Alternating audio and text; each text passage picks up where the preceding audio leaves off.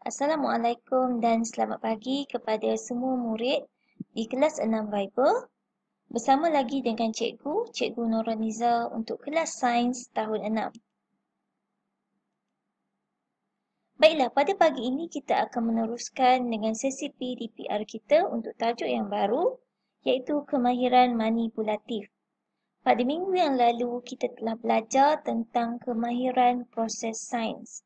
Jadi pada hari ini kita akan melengkapkan kemahiran saintifik kita dengan kita mempelajari kemahiran manipulatif.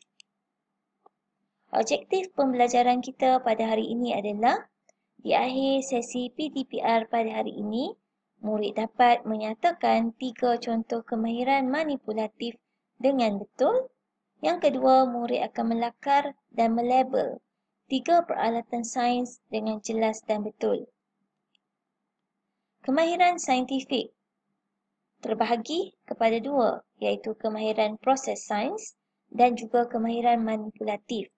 Kita telah belajar tentang kemahiran proses sains, iaitu ketika mana kita telah menjalankan eksperimen. Masih ingat tentang eksperimen balon udara kecil?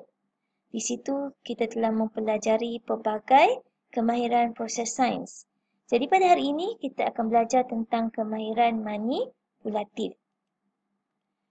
Kemahiran manipulatif bermaksud kemahiran psikomotor dalam menjalankan penyiasatan atau eksperimen.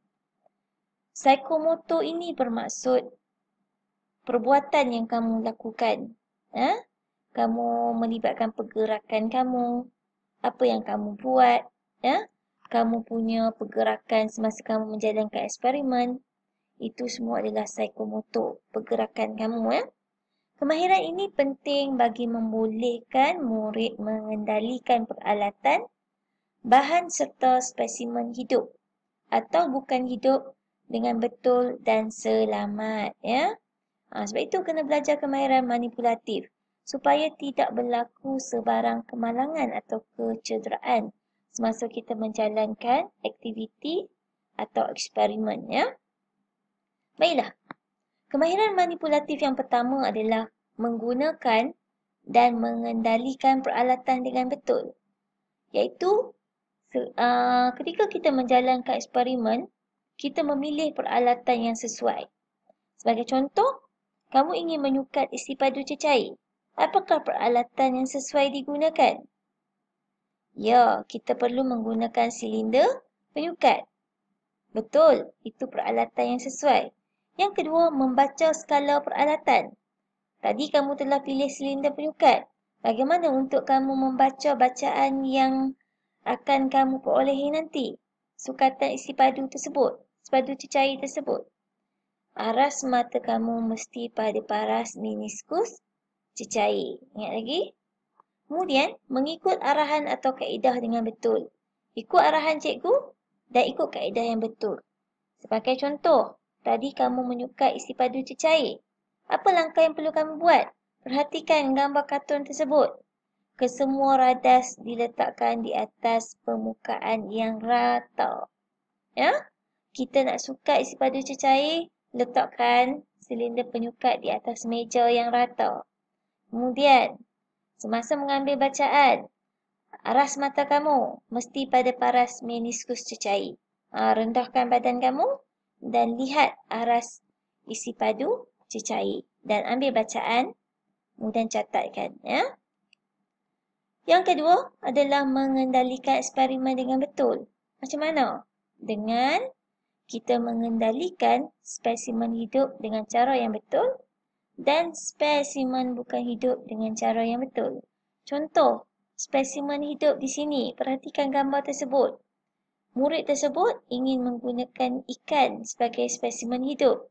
Apakah peralatan yang sesuai digunakan untuk mengambil ikan di dalam akuarium tersebut?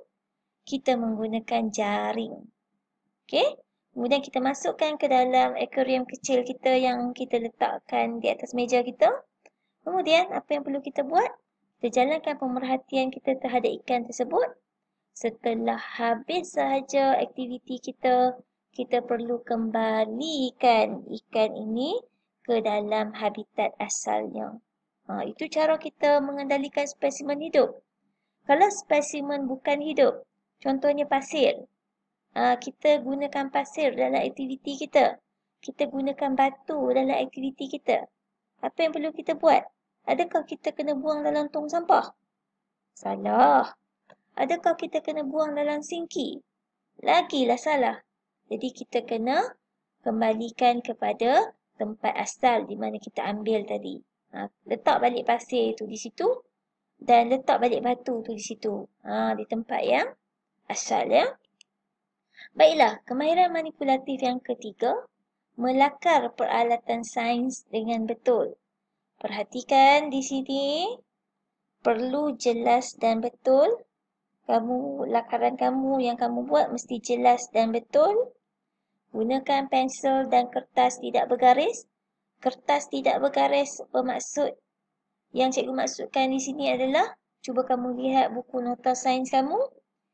Kalau kamu pegang buku nota sains kamu, di sebelah kanan adalah bahagian yang bergaris, di sebelah kiri adalah bahagian kosong kan?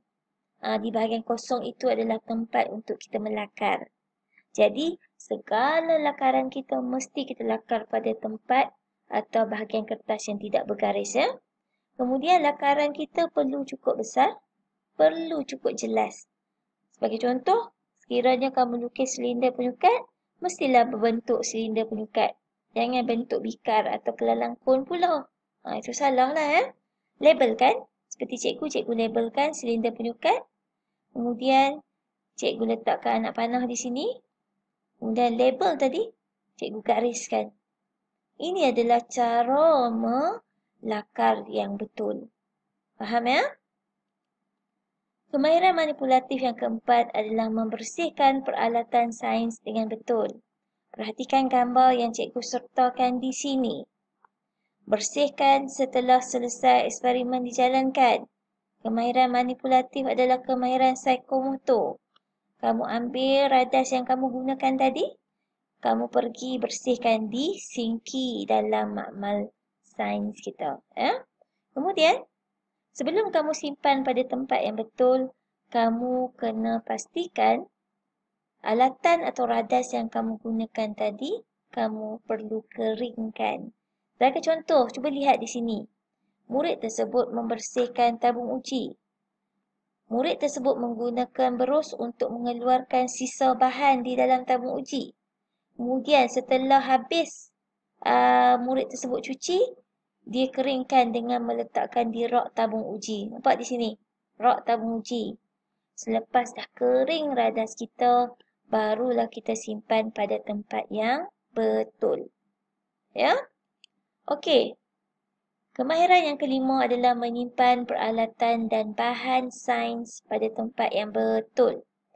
Disimpan semula di ruang yang betul. Kamu ambil di mana tadi? Kamu simpanlah di situ semula.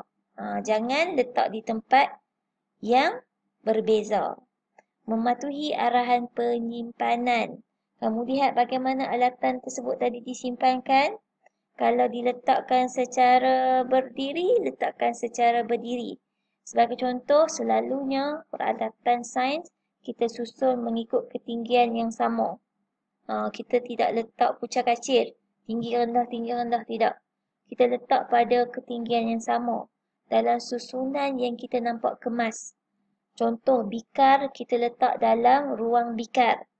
Bikar yang sama saiz. Bikar ada pelbagai saiz ya. Ada yang bikar bersaiz 200 ml, ada yang bikar berukuran 500 ml pun ada, yang besar pun ada ya. Jadi mesti susun mengikut ketinggian dan saiz. Ya. Itu adalah mematuhi arahan penyimpanan. Baiklah, latihan kita pada hari ini adalah yang pertama, hasilkan nota sains. Macam mana nak tulis nota sains? Rujuk buku teks kamu muka surat 11. Ya, tidak dibenarkan print atau photostat ya. Kamu mesti tulis di dalam buku tulis sains. Setakat ni kita menggunakan buku tulis sains 1. Cikgu belum suruh kamu hantar lagi ya. Bila cikgu minta kamu hantar buku tulis sains 1, barulah kita akan mulakan buku tulis sains 2. Faham ya? Yang kedua, kita akan buat latihan jawab semua soalan di muka surat 12 hingga 13 dalam buku latihan sains. Rujuk buku teks kamu. Muka surat 12 dan 13. Faham ya? Jawab semua soalan. Hantar semua tugasan yang telah siap. Yang ni cikgu nak terangkan sikit ya. Okey. Pada minggu yang lepas kita telah jawab soalan tentang balon udara kecil. Cikgu ada bagi kepada kamu kan. Jadi, cikgu terima sikit saja. Sikit saja murid yang menghantar tugasan. Ya? Bagaimana cikgu nak rekodkan PBD kamu sekiranya kamu tidak menghantar tugasan kamu?